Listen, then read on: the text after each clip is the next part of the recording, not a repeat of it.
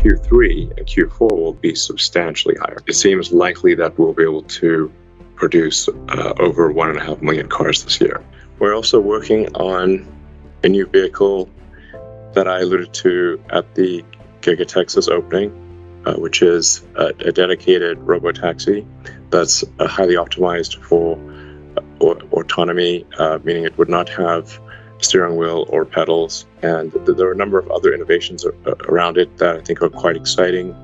But it's fundamentally optimized for trying to achieve the lowest fully considered cost per mile or cost per kilometer, counting everything. And so it's, I think, going to be a very powerful product where we aspire to reach volume production of that in 2024. I think that really will be a massive driver of Tesla's growth. And we remain on track to reach volume production of the Cybertruck next year. I think we will see record output per week from Giga Shanghai this quarter, albeit we are missing a couple of weeks. Q1 was once again a record quarter on many levels, reaching the highest deliveries, profit, and an operating margin of 19%.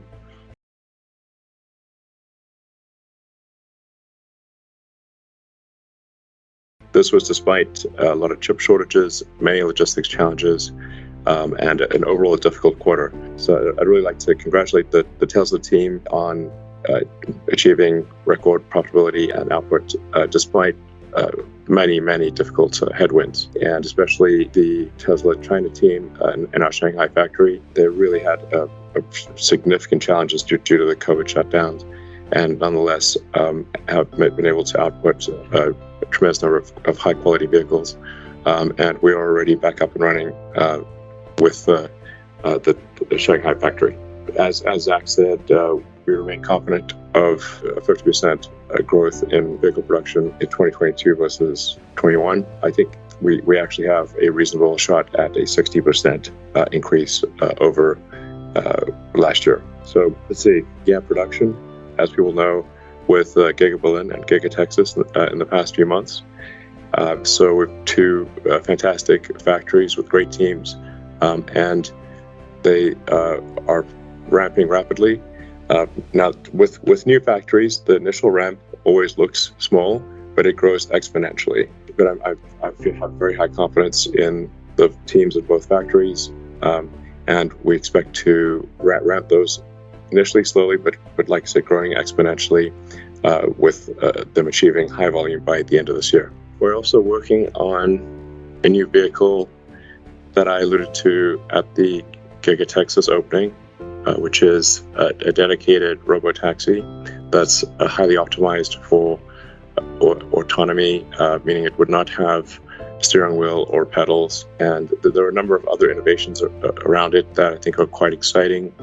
But it's fundamentally optimized, trying to achieve the lowest fully considered cost per mile or cost per kilometer, counting everything. And so it's, I think, going to be a very powerful product where we aspire to reach volume production of that in 2024. I think that really will be a massive driver of Tesla's growth. And we remain on track to reach volume production of the Cybertruck next year.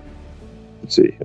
Once again, I'd like to thank the Tesla employees for their hard work, but also I'd like to thank our suppliers who have really gone the extra mile. We have an amazing supplier group, and I just want to say heartfelt thanks to the suppliers that have really worked day and night to ensure that Tesla is able to keep the factories running. And we're really at the early stage of our journey. We only crossed 1 million units in the past 12 months recently, and we aspire to head to 20 million units a year. So we're basically 5% along the way towards our goal. But we're growing, very rapidly year over year. We remain confident of exceeding 50% annual growth for foreseeable future for basically several of the next years. And then there's of course Optimus, which I was surprised that people did not realize the magnitude of the Optimus robot program. The The importance of Optimus will become apparent in the coming years. Those who are insightful or listen carefully will understand that Optimus ultimately will be worth more than the car business, worth more than FSD. That's my firm belief. And then, of course, insurance is growing well. We expect to address the part shortages that limited our progress with batteries and solar.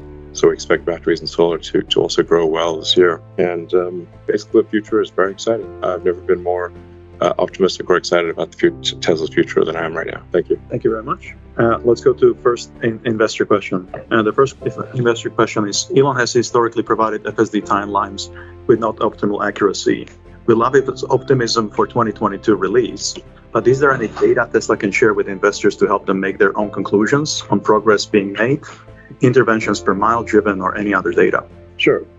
Well, with respect to full self-driving, of any technology development I've ever been involved in, I've never really seen more kind of false dawns or where it seems like we're going to break through, but we don't, as I've seen in full self-driving. And ultimately what it comes down to is that to solve full self-driving, you actually have to solve real-world artificial intelligence, which nobody has solved. The whole road system is made for biological neural nets and eyes.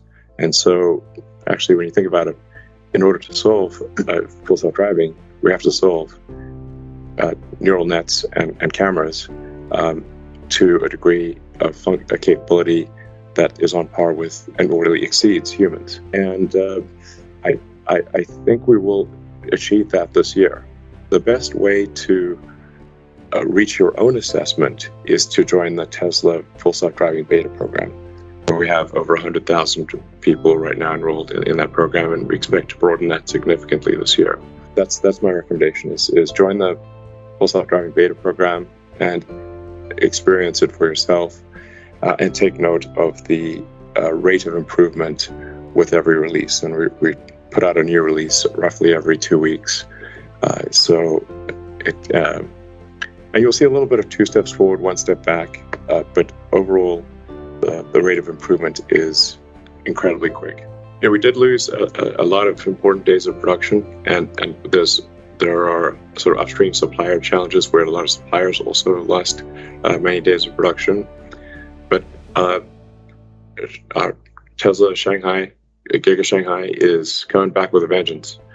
So I think, notwithstanding new issues that arise, I think we will see record output per week from Giga Shanghai this quarter, albeit we are missing a couple of weeks. Q3 and Q4 will be substantially higher. It seems likely that we'll be able to produce over 1.5 million cars this year.